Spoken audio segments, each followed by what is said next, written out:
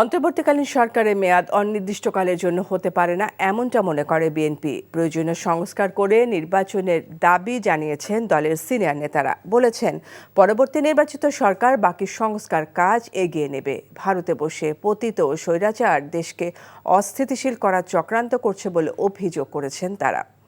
ইমরুল হাসানের রিপোর্ট। মানবাধিকার ও গণতন্ত্র শীর্ষক আলোচনায় বিএনপি নেতারা বলেন, তাদের ১৫ বছরের আন্দোলনের ধারাবাহিকতায় জুলাই আগস্টের ছাত্র জনতার গণ অভ্যুত্থান হয়েছে। সব খাতকে ধ্বংস করে গেছে স্বৈরাচার শেখ হাসিনার সরকার। এমন মন্তব্য করে তারা বলেন, এজন্য প্রয়োজন সংস্কার। তবে শুধু নির্বাচন কেন্দ্রিক সংস্কারটুকুই করা উচিত অন্তর্বর্তীকালীন সরকারের। এই সরকার হলো সাময়িক সরকার, এরা তো অনির্দিষ্টকালের জন্য থাকতে পারে না। তাই তাদের যদি সফলভাবে বিদায় নিতে হয়, তাহলে এদেশে জনগণের যে প্রত্যাশা, সংস্কার শুরু করবে, পরবর্তী জনগণের নির্বাচিত সরকার সেটা পূরণ করবে, সেটাকে চলমান রাখবে। তাদের দায়িত্ব হচ্ছে নির্বাচনকে অগ্রাধিকার দেওয়া।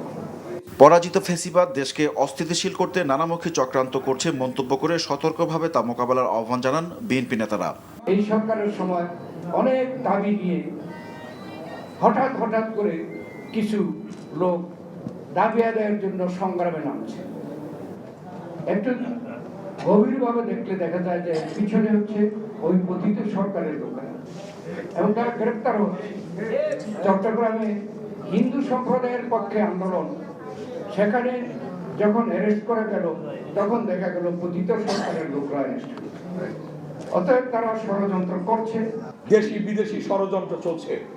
এই ষড়যন্ত্রের মূল হোতা যিনি বলেছিলেন শেখ মুজিবের মেয়ে পালায় না, কিন্তু তার ২-১ দিনের মধ্যেই দেখা গেল সে পালিয়ে গিয়েছে, এবং পালিয়ে এখন ষড়যন্ত্র করছে। এদিকে গণফোরামের কাউন্সিলে আমির খসরু মাহমুদ চৌধুরী বলেন, ভোটাধিকার ও গণতন্ত্রের আকাঙ্ক্ষা থেকে অন্তর্বর্তী সরকারকে সহযোগিতা করে যাচ্ছে বিএনপি। এই অন্তর্বর্তীকালীন সরকারের মাধ্যমে আমাকে শান্তিপূর্ণভাবে ক্ষমতা হস্তান্তর করে গণতান্ত্রিক প্রক্রিয়া যাওয়া ছাড়া আর কোনো পথ নাই। এই প্রক্রিয়া যাতে সুস্থভাবে আমরা চালিয়ে দিতে পারি, সেই জন্য আমরা একসাথে কাজ করতে হবে। ভারত বাংলাদেশে অস্থিরতা তৈরির চেষ্টা করছে বলে অভিযোগ করেন আমির খসরু। Imrul Hasan, NTV news, Dhaka.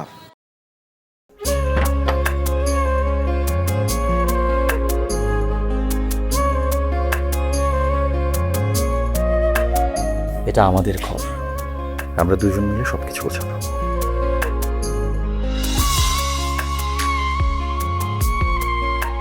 বাহ, এই ঘরটা এতদিন মরে আসছিল, নতুন বউয়ের হাত করে একটা চক চক চক চক করতেছে। যদি কখনো কোনো ঝড়ে সেসব এলোমেলো করে দেয় তাহলে? আরে তুমি আসছো, তোমার বউয়ের হাতে রান্না খুবই চমৎকার। এলাকাটা ভালো না, একটু সবকিছু চোখে চোখে রাখেন। আমার খাওয়ানিও তোমার কোনো চিন্তা করতে হবে না। এই যে চুড়ি দিয়েছে, শাড়ি দিয়েছে না জিলু, তার কাছে সরো। পৃথিবীতে মানুষের সম্পর্কের বড় সমস্যা কি জানো? ভুল বোঝাবুঝি।